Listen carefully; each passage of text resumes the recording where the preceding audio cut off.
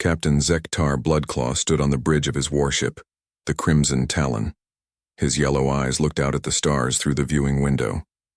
His claws tapped against the metal rail as he waited for his crew to finish their work. The Vorthak. Captain was 7 feet tall with thick scales covering his body like armor. Sharp teeth filled his mouth and his claws could cut through steel. He had fought in 50 battles across the galaxy. Every enemy had fallen before the might of the Vorthak hegemony. Captain, called Commander Velnox Ironscale from his station. We are almost at the target system. Zektar turned to face his second-in-command. Velnox was shorter than the captain, but just as deadly. Scars covered his face from old battles. His red eyes glowed in the dim light of the bridge. "Tell me about these creatures again," Zektar said. His voice was deep and rough like grinding stone. Velnox looked at his data screen. "They call themselves humans, Captain. They live on the third planet from their star. Intelligence says they are weak mammals with soft skin and no natural weapons." The captain laughed. It sounded like a growl. "No claws, no armor scales, no poison glands?" "None, sir. They have thin skin that tears easily. Their bones break with little force. They cannot run very fast or lift very much weight." Velnox paused. "They evolved on what our scientists call a moderate world. Mild temperatures, plenty of water, no major threats." Other Vorthak warriors on the bridge made sounds of disgust. They had evolved on Vorth Prime, a world of active volcanoes and deadly storms. Only the strongest survived there. The weak died before they could breed. This made the Vorthak into perfect killing machines. "How many ships do they have?" Zektar asked. "Our scouts counted maybe 200 vessels. Most are small cargo ships. They have some military ships, but nothing that can match our weapons." The captain nodded. "And their ground forces?" "Primitive projectile weapons. No energy shields. No powered armor suits. They fight with metal tubes that shoot small pieces of metal." Velnox showed disgust on his face. "Very crude technology." Zektar walked to the center of the bridge. Around him, dozens of Vorthak warriors worked at their stations. Each one was a trained killer. Each one had survived the brutal training. Camps of Vorth Prime. They wore black uniforms with red markings that showed their kill counts. "Listen to me," the captain said in a loud voice. All work stopped. Every warrior turned to face him. "We are about to conquer another world. This will be easy prey. These humans are soft creatures who have never known real war." The warriors made sounds of approval. Their claws clicked against their weapons. "But do not grow lazy," Zektar continued. "Even weak prey can bite if cornered. We will follow standard procedure. Orbital bombardment first to break their spirits. Then ground invasion to claim their cities. Any who surrender will become slaves. Any who resist will die." "How long do you estimate for complete conquest?" asked Velnox. Zektar thought for a moment. 3 days at most. Maybe less if they surrender quickly when they see our ships. The viewing screen at the front of the bridge lit up. It showed a small blue and green planet floating in the black of space. White clouds swirled around.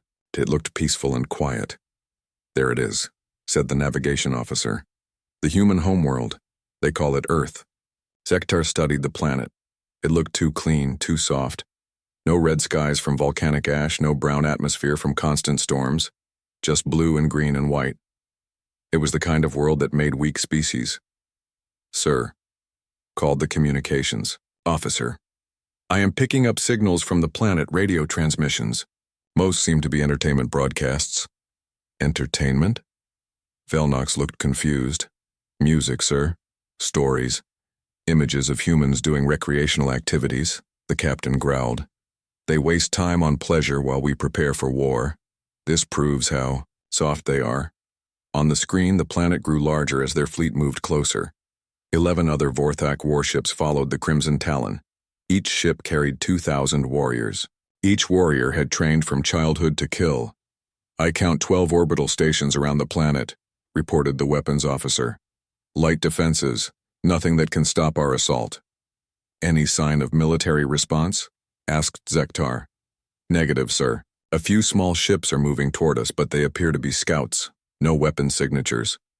The captain smiled, showing his sharp teeth. This was going to be even easier than he thought. Most species at least tried to fight when the Vorthak arrived. These humans seemed too weak even for that. "Sir," said the communications officer, "we are receiving a transmission from the planet." "Put it on the main screen." The image of a human appeared on the viewing screen. It was smaller than a Vorthak with pale skin and no visible weapons. It wore a blue uniform with silver markings. The creature looked calm, not afraid. "I am Admiral Kate Sullivan of the United Earth Defense Force," the human said. "You have entered our solar system without permission. Please state your intentions." Zektar stepped forward. "I am Captain Zektar Bloodclaw of the Vorthak Hegemony. We have come to claim your world. Surrender, now, and some of you may live as our slaves. Resist and we will kill every human on your planet." The human admiral looked at him for a long moment. Her expression did not change. She did not show fear or anger. She simply nodded. "I see," Admiral Sullivan said. "Thank you for making your intentions clear. We decline your generous offer." The transmission ended. Velnox looked shocked. "She declined? Just like that?" "Foolish creature," Zektar said. "She does not understand what she faces. Signal the fleet. Begin orbital bombardment of their military installations. Show these humans what happens when they refuse the Vorthak." As the warrior captain gave his orders, he felt satisfied. Soon this soft world would belong to the hegemony. These weak humans would learn why the Vorthak were the apex predators of the galaxy.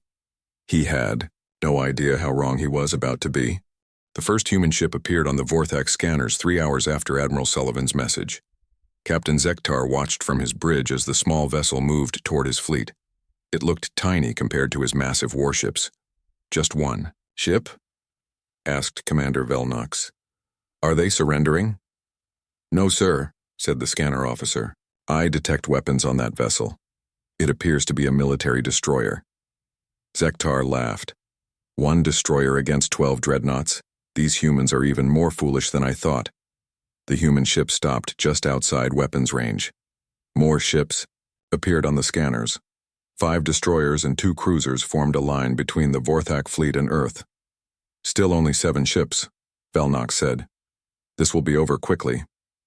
"Signal to all vessels," Zektar ordered. "Begin the attack. Destroy the human fleet." The Vorthak ships opened fire. Red energy beams shot across space toward the human vessels.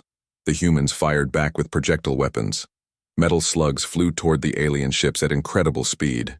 What happened next surprised every Vorthak warrior. The human ships moved like nothing the aliens had ever seen. They twisted and spun through space, dodging energy beams that should have been impossible to avoid. Their movements were so fast and precise that the Vorthak gunners could not get a solid lock. "How are they moving like that?" Velnox demanded. "Those acceleration forces should kill any living creature." On the main screen, they watched a human destroyer pull a turn that created over 20 times normal gravity. Any Vorthak would be crushed to paste by such forces. But somehow the human crew survived. "Sir," called the weapons officer, "the human projectiles are penetrating our shields. They are using some kind of super dense metal." One of the human slugs hit the Crimson Talon's hull. The impact shook the entire ship. Warning lights flashed on the bridge. "Impossible," Zektar growled. "Our shield should stop any primitive projectile." "The projectiles are traveling at nearly light speed, sir.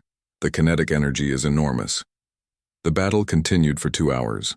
The Vorthak had more ships and bigger weapons, but the humans fought with tactics the aliens had never seen. They used the gravity of nearby moons to change direction. They fired weapons while spinning their ships in ways that should have made accurate shooting impossible. Captain Ryan Martinez commanded the human destroyer USS Defiance. His ship had taken several hits but kept fighting. When a Vorthak energy beam finally punched through his hull, Zektar expected the human ship to surrender. Instead, something incredible happened. Human crew members put on pressure suits and walked out into the vacuum of space. They carried tools and metal plates. While enemy fire continued all around them, they began welding patches over the holes in their ship. Are they insane? Velnox stared at the screen. They are working in open space during a battle. Look at their radiation readings, said the science officer. The humans are being exposed to levels that would kill most species in minutes. On the screen, they could see Lieutenant Commander Lisa Hayes directing the repair work. She moved calmly through space while cosmic radiation and debris from the battle flew around her. She gave orders to her crew as if she was standing in a safe workshop instead of the deadly vacuum of space. Sir, the communications officer said, I am picking up transmissions from the human repair crew. Put it on speakers. The bridge filled with human voices. They were calm and professional. Some were even making jokes while they worked in conditions that should have killed them. Patch number 3 is holding, came a voice. Lisa, we need more sealant on section 7. Got it, Tom. Nice work on that weld. Your technique is getting better. Thanks. Hey, did anyone remember to record the game last night? I want to watch it when we get back. The Vorthak warriors looked at each other in confusion. These humans were discussing entertainment while performing impossible repairs in the middle of a space battle. 20 minutes later, the USS Defiance was back to full combat effectiveness. Its crew returned inside and continued fighting as if nothing had happened. This is not normal, Zektar said. His voice was quieter now. No species can survive what we just witnessed. The situation got worse when Vorthak boarding shuttles finally reached one of the damaged human ships. The aliens expected to find wounded enemies ready to surrender. Instead, they found humans fighting with tools, furniture, and their bare hands. The boarding party leader reported back to the Crimson Talon. His voice shook with confusion. Captain, these creatures will not stop fighting. We killed half their crew, but the survivors keep attacking us. One of them hit my warrior with a piece of metal pipe. The impact broke my warrior's arm. A metal pipe broke Vorthak bone. Velnox could not believe what he heard. Yes, sir, and the human who did it was already wounded. He had lost blood and should have been weak. But he fought like a demon until we killed him. More reports came in from other boarding parties. Humans, who should have been dead from their injuries, kept fighting. Human crew members worked together in ways that seemed impossible.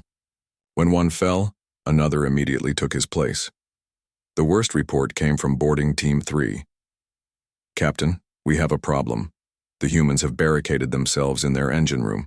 They say they will overload their reactor if we try to enter. They are bluffing, Zektar said. No species would destroy their own ship. Sir, I do not think they are bluffing. I can hear them counting down. On the scanner, the human cruiser suddenly exploded in a ball of white light. The blast destroyed 2 Vorthak boarding shuttles and damaged a nearby warship. They killed themselves rather than be captured, the science officer reported. The entire crew chose death over surrender. For the first time in his career, Captain, Zektar felt something he had never experienced before. Fear. Not fear of death, which was normal in battle, but fear of the unknown. These humans were not acting like any enemy he had ever fought. Sir, called the communications officer, we are receiving another transmission from the planet. Admiral Sullivan appeared on the screen again. She looked exactly the same as before, calm and professional. There was no fear in her eyes, even though the Vorthak had just destroyed one of her ships. Captain Bloodclaw, she said, you have seen what happens when you attack our people. This is your final warning. Leave our system now, or we will show you what humans do to invaders. The transmission ended. Zektar stared at the empty screen. Something was very wrong here. These humans should have been broken by now. They should have been begging for mercy. Instead, they seemed more dangerous than when the battle started. Sir, Velnox said quietly, should we continue the attack? The captain looked out at the remaining human ships. They had reformed their battle line and were waiting, ready to fight again, ready to die again if necessary. For the first time in 3 centuries of conquest, a Vorthak fleet retreated from battle. But Zektar knew this was not over. He would return with more ships, more warriors. He would find out what made these humans so impossible to kill. He had no idea that he was about to discover the truth about Earth and its people. A truth that would change everything the Vorthak thought they knew about strength and survival. Commander Velnox led a small scouting party down to the surface of Earth. Captain Zektar wanted to understand these strange humans before the next attack. The commander chose 6 of his best warriors for the mission.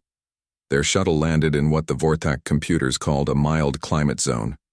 The data said this area had gentle temperatures and no dangerous life forms. It should be the safest place on the human homeworld. Velnox stepped out of the shuttle and immediately felt the heat hit him. His environmental suit readings showed the temperature was 45 degrees. On Vorth Prime, this would be considered pleasantly cool. But something felt wrong about this heat. It was dry and harsh, sucking moisture from everything it touched. "Sir," said Warrior Grekon, checking his scanner, "I detect a single human approaching from the south. He appears to be alone." "One human?" Velnox was suspicious. "Is it a trap?" "No other life signs within 50 kilometers, sir. Just the one." Human. The Vorthak warriors hid behind large rocks and waited. Soon they could see the human walking toward them across the red dirt.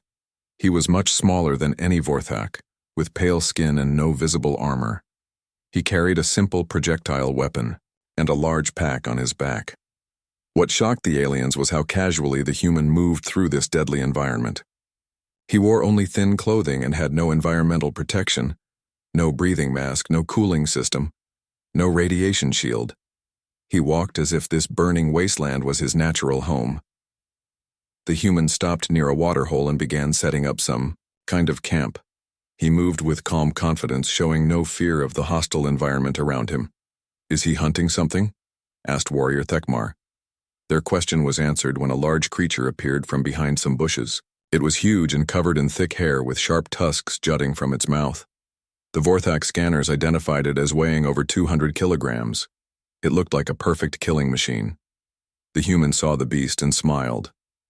He raised his simple weapon and fired once. The creature dropped dead. But that was not the shocking part. The shocking part was what happened next. The human walked over to the dead animal and began cutting it apart with a small knife. He worked with his bare hands, covered in blood up to his elbows. He separated the meat from the bones like he had done this 1,000 times before. Then he lifted the entire carcass and began carrying it back toward his camp. 200 kilograms of dead weight, and this small human was carrying it alone. "Impossible," whispered Grekon. "That creature weighs more than the human does. How can he lift it?" "Maybe humans are stronger than our data suggests," Velnox replied. They followed the human back to his camp and watched him start a fire. He began cooking the meat while talking into a small communication device. "Hey, Danny, it's Jake," the human said in a cheerful voice. "Got us a nice boar for the barbecue this weekend." "Yeah, about 200 pounds, should feed the whole family." The Vorthak translator worked on the human language. This creature called Jake was talking about feeding his pack, but his tone was happy, like he was discussing a pleasant social gathering instead of survival hunting. "Tell Sarah I will bring the meat by Friday," Jake continued, "and ask Pete if he wants to come hunting next week. I heard there are some big ones up north." Velnox could not understand what he was hearing. This human had just killed a dangerous predator in a hostile environment, but he was talking about it like a recreational activity, like something he did for fun. The scouting party followed Jake for 3 days. They watched him sleep under the open sky with no shelter from the radiation. They watched him drink water directly from streams that their scanner said contained harmful bacteria. They watched him walk for hours under the burning sun without showing any signs of fatigue. On the 3rd day, Jake met with other humans. Tia, female called Elena, arrived in a small vehicle. She was even smaller than Jake, with dark hair and tanned skin. "How was the hunting?" she asked Jake. "Great, got 3 boars and 2 rabbits, should be enough for the family reunion." Elena smiled. "Perfect. I just got back from my dive. The sharks were amazing today." The Vorthak warriors looked at each other in confusion. Sharks? Their database said sharks were apex marine predators. Deadly creatures with razor-sharp teeth and powerful jaws. Elena showed Jake images on a small device. The pictures showed her swimming underwater, surrounded by massive creatures with sharp teeth. She was not wearing any protective armor. She was swimming with the predators like they were harmless pets. This one was almost 20 feet long, Elena said with excitement. Beautiful animal. I got some great footage for my research. Were you scared? Jake asked. Elena laughed. Of sharks? No way. They're more afraid of me than I am of them. Mostly they just swim away when they see humans. Velnox felt his world shifting. These creatures lived in an environment where apex predators avoided them. They swam with deadly hunters for recreation. They killed dangerous animals for social gatherings. The worst shock came when they followed Elena to her workplace. She led them to the edge of a vast body of water that the humans called an ocean. The Vorthak scanners went wild with warnings. The water contained high levels of salt that would burn most species. It was filled with microscopic predators and toxic algae. The pressure at the bottom would crush most life forms. The temperature was cold enough to kill most warm-blooded creatures. Elena put on minimal equipment and dove into this liquid death trap. The Vorthak watched in horror as she swam down into the dark depths. Their scanners lost track of her as she went deeper than their instruments could follow. She stayed underwater for what seemed like hours. When she finally surfaced, she was smiling. Great dive, and she told her research partner, a human male called Tony. Found some new coral formations at 60 meters. The water is perfect today. Tony nodded. Want to try the deep trench tomorrow? I heard there might be some giant squid activity. Sounds fun. I love deep water dives. Velnox had heard enough. He signaled his warriors to return to their shuttle. As they flew back to the Crimson Talon, the commander tried to make sense of what he had witnessed. These humans lived on a world that was more hostile than anything in Vorthak space. They treated deadly environments like playgrounds. They hunted apex predators for entertainment. The ocean alone would kill most known species within minutes, but humans dove into it wearing almost nothing, exploring its depths like it was their natural habitat. Sir, said Grekhon as they approached their ship, what do we tell Captain Zektar? Velnox was quiet for a long time. Finally, he spoke. We tell him the truth. These humans are not weak prey animals, they are something else entirely. When they reached the Crimson Talon, Velnox went straight to the captain's quarters. He found Zektar studying battle plans for the next attack on Earth. Report, Commander, the captain said without looking up. Sir, we need to reconsider our assessment of the humans. Now Zektar looked at him. What do you mean? Velnox took a deep breath. Captain, I do not think Earth is a mild world. I think it might be the most dangerous planet we have ever encountered. Explain. The humans live in environments that would kill us even with full protective gear. They hunt creatures that we would classify as apex predators. They swim in toxic oceans for recreation. They treat survival as entertainment. Zektar stood up slowly. Are you saying these soft mammals are more dangerous than they appear? Sir, I am saying we may have made a terrible mistake. These humans are not weak prey. They are survivors of a world that makes Vorth Prime look safe. The captain stared out his window at the blue and green planet below.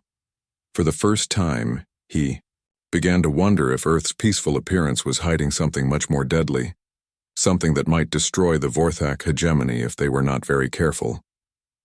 Captain Zektar decided to commit his entire fleet to the final attack on Earth. Despite Commander Velnox's warnings, the captain refused to believe that these small mammals could defeat the mighty Vorthak hegemony. We will end this quickly, Zektar announced to his war council. Full orbital bombardment of their major cities. Once we break their spirit, they will surrender. 12 Vorthak dreadnoughts moved into position around Earth. Their massive weapons targeted the largest human population centers. The captain expected to see panic and chaos when the humans realized what was about to happen. Instead, something else occurred. Within hours of the bombardment beginning, the entire human world changed. Factories that had been making cars and computers suddenly started producing weapons. Civilian ships in orbit began moving toward the Vorthak fleet with military equipment hastily attached to their hulls. Sir, reported the intelligence officer, the humans are converting their entire industrial base to war production. Their response time is impossible. On the viewing screens, the Vorthak watched human cities burning from their attack. But instead of running in terror, people were organizing. Children and elderly humans moved into underground shelters while every adult joined the fighting. General Marcus Thompson coordinated the human defense from a command center deep underground. The Vorthak intercepted his communications and were shocked by what they heard. All civilian factories are now producing ammunition, Thompson reported to his staff. We have converted 17 cruise ships into missile platforms. The mining stations are sending us their ore haulers loaded with kinetic weapons. What about casualties from the orbital strike? Asked someone. New York took heavy damage. We lost about 2 million people. But the survivors are already mobilizing. They want revenge. Admiral Patricia Cole spoke up from her position with the fleet. General, we have volunteers for suicide missions. More than we can use. Good.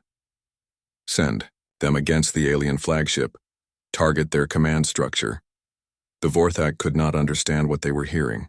The humans had just lost millions of their own kind. But instead of surrendering, they were becoming more dangerous. Captain Steve Morrison volunteered to lead the first suicide attack. He took a converted cargo ship loaded with nuclear warheads and flew it straight at the Crimson Talon. The Vorthak shot at his ship, but Morrison kept coming. When his engines were destroyed, he used emergency thrusters. When those failed, he manually steered the ship using small maneuvering rockets. Human vessel, Zektar broadcast to Morrison's ship. Surrender now and we will spare your life. Morrison's response came back immediately. This is for New York, you alien scum. The cargo ship slammed into the Crimson Talon's hull and exploded. The blast nearly crippled the Vorthak flagship. But even as he died, Morrison kept transmitting tactical information to other human forces. Their shields are weak on the port side, came his final message. Hit them there. More human ships followed Morrison's example. They came in waves, each one willing to die if it meant damaging the Vorthak fleet. The aliens had never faced an enemy that became more dangerous after taking losses. Sir, Velnok said to his captain, I recommend we withdraw. These humans fight like demons. No, Zektar growled. We will crush them on the ground. Send in all landing forces. Thousands of Vorthak warriors descended to Earth's surface. They expected to find broken humans ready to surrender. Instead, they found Lieutenant Colonel Amy Foster and her troops waiting for them. Amy had been fighting for 8 months straight. She had lost half her unit in the first week of the invasion. She had been wounded 3 times and should have been sent to a medical facility. Instead, she had refused to leave her soldiers. The Vorthak landed in what used to be the city of Denver. The orbital bombardment had turned it into a radioactive wasteland. No life should have been able to survive there, but Amy's troops were waiting in the ruins. Contact, came the report from the first Vorthak landing party. Humans are engaging, us from the rubble. They appear to be unaffected by the radiation. Amy led her soldiers through the destroyed city using the wreckage as cover. The radiation levels were high enough to kill most species, but the humans moved through it like it was normal air. How are they surviving this? Demanded the Vorthak. Ground commander. His answer came when they captured some of Amy's equipment.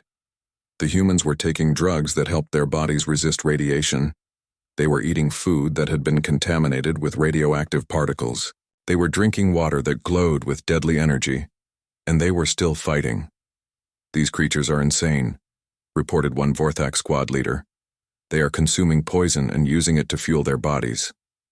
The ground battle lasted 6 days. Amy's troops moved through terrain that should have been impossible to cross.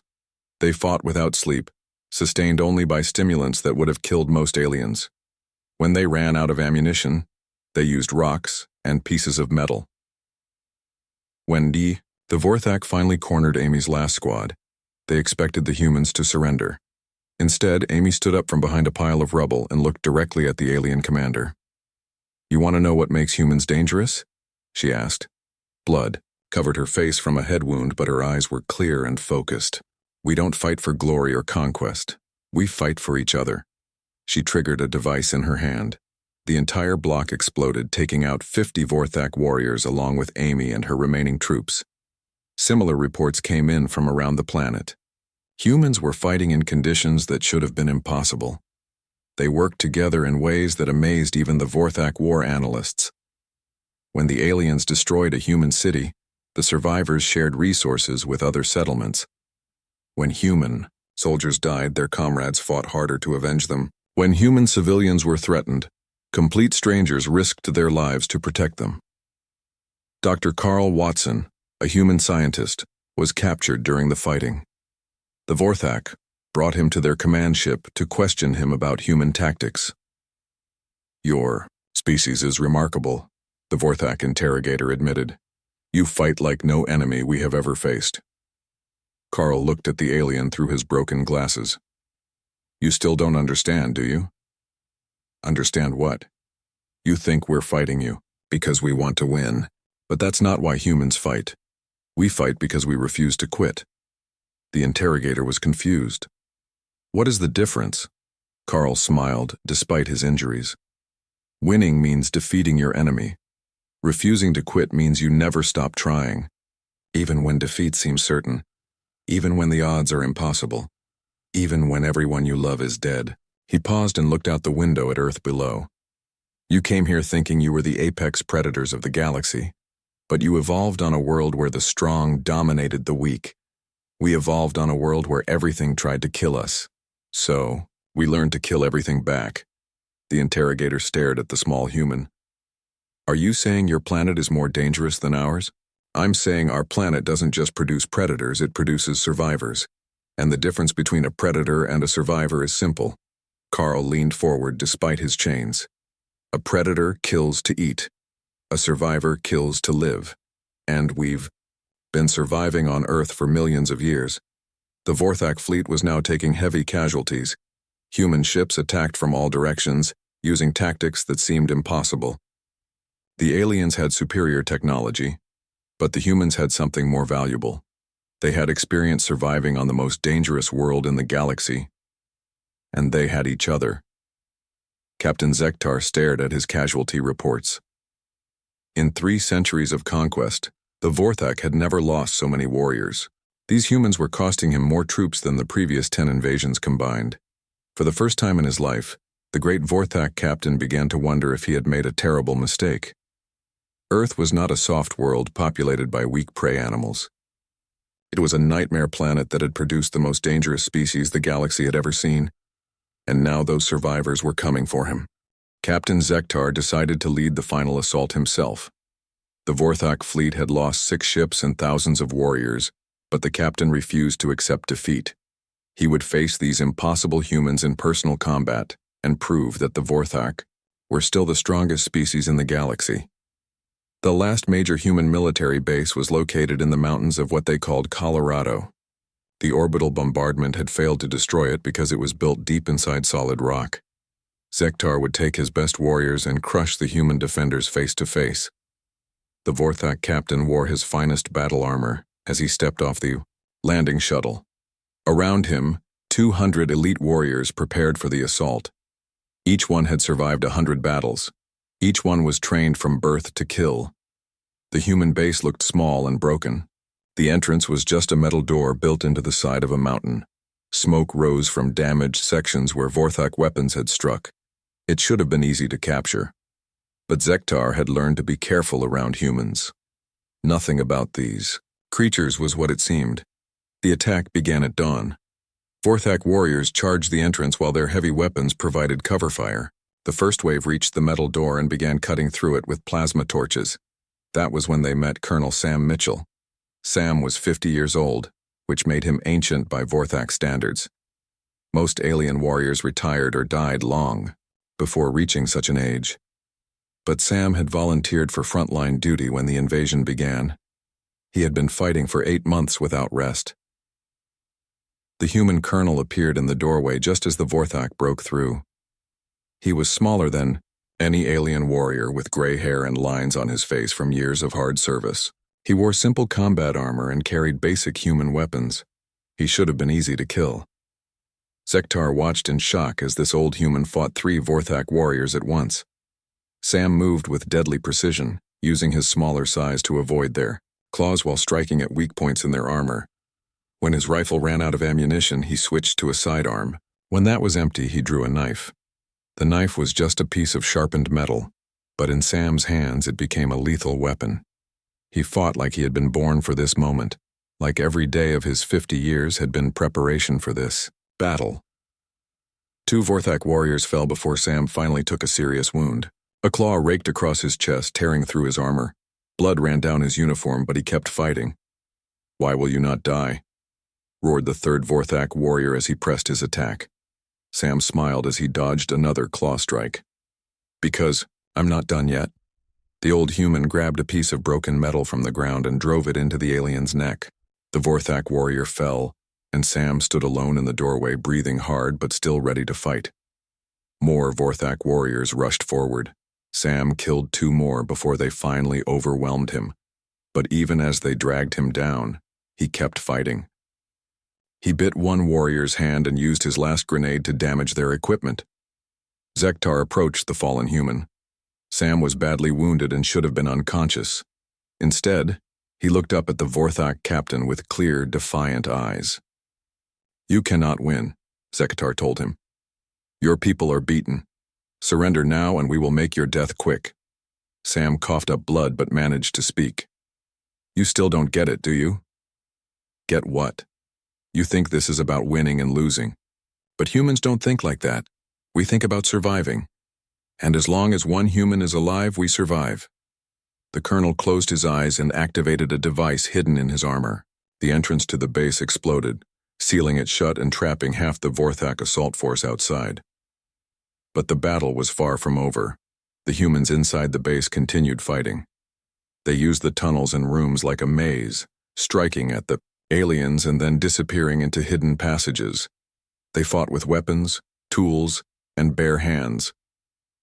Dr. Carl Watson met Zektar in the deepest part of the base. The human scientist had been freed when his guards were killed in the fighting. He stood calmly in the command center, waiting for the Vorthak captain.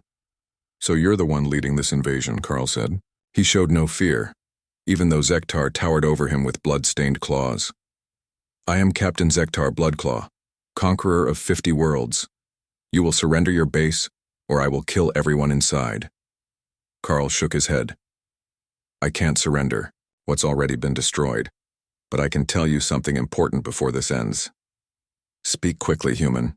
You came here thinking Earth was a soft world populated by weak creatures. You were wrong about everything."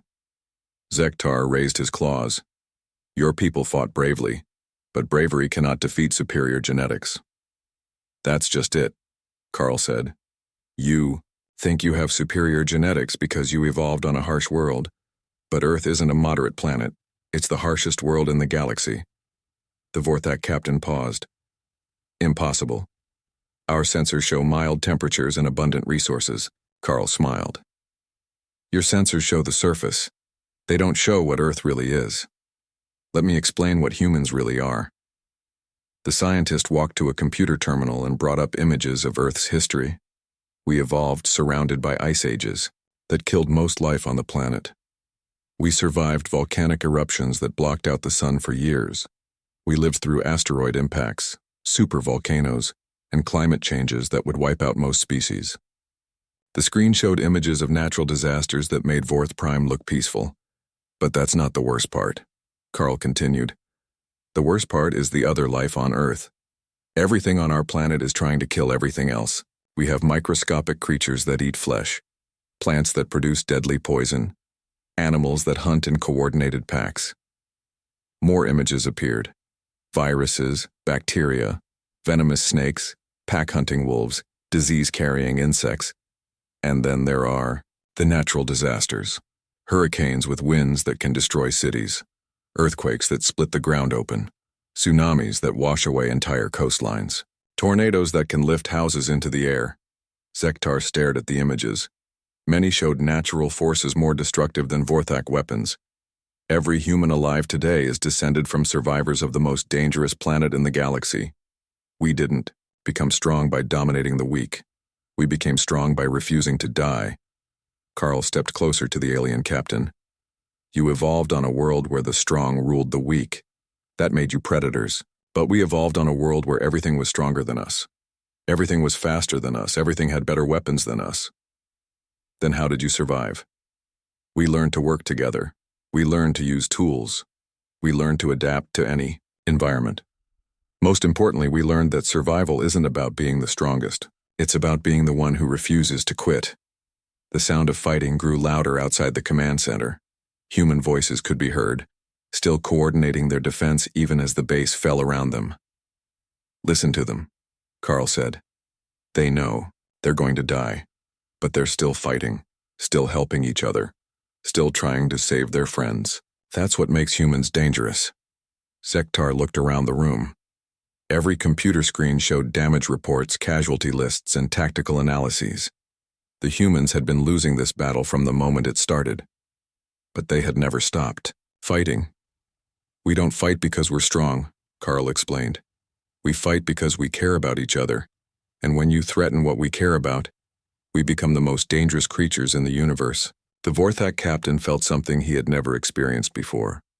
Not just fear, but understanding. These humans were not weak prey animals. They were apex survivors who had turned compassion into a weapon. "Sir," Commander Velnox's voice came through Zektar's communicator. "The human reinforcements have arrived. 50 ships incoming." Zektar looked at Carl. "Your fleet was destroyed." "That wasn't our fleet. That was just our first response. The real fleet has been gathering while you fought us here." The Vorthak captain realized with growing horror that everything had been a trap. The humans had let him capture this base. They had sacrificed their people to buy time for a larger force to assemble. "You used your own soldiers as bait," Zektar said. "We used volunteers," Carl corrected. "Every person in this base knew they probably wouldn't survive. They came anyway because they knew their sacrifice would save others." The final battle lasted only 3 hours. The human reinforcement fleet outnumbered the remaining Vorthak ships and used tactics the aliens had never seen before. Human vessels coordinated their attacks with precision that seemed impossible. When it was over, Captain Zektar found himself a prisoner aboard a human ship. The war was over. The mighty Vorthak hegemony had been defeated by creatures they had thought were weak prey animals. Admiral Kate Sullivan visited him in his cell. She looked exactly the same as during their first communication. Calm, professional, and completely unafraid. "Captain Bloodclaw," she said, "I'm here to discuss terms." "Terms?" Zektar was confused. "You have won. You can kill us all." "We could, but we won't. Humans don't kill defeated enemies who are no longer a threat." The Admiral sat down across from him. "Here's what's going to happen. Your fleet will return to Vorthak space. You will tell your people that Earth is under human protection. Any future attacks will be met with the full force of our military. And if we refuse, then we will hunt down every Vorthak ship in the galaxy, and we will never stop. Never give up. Never quit. 'Cause that's what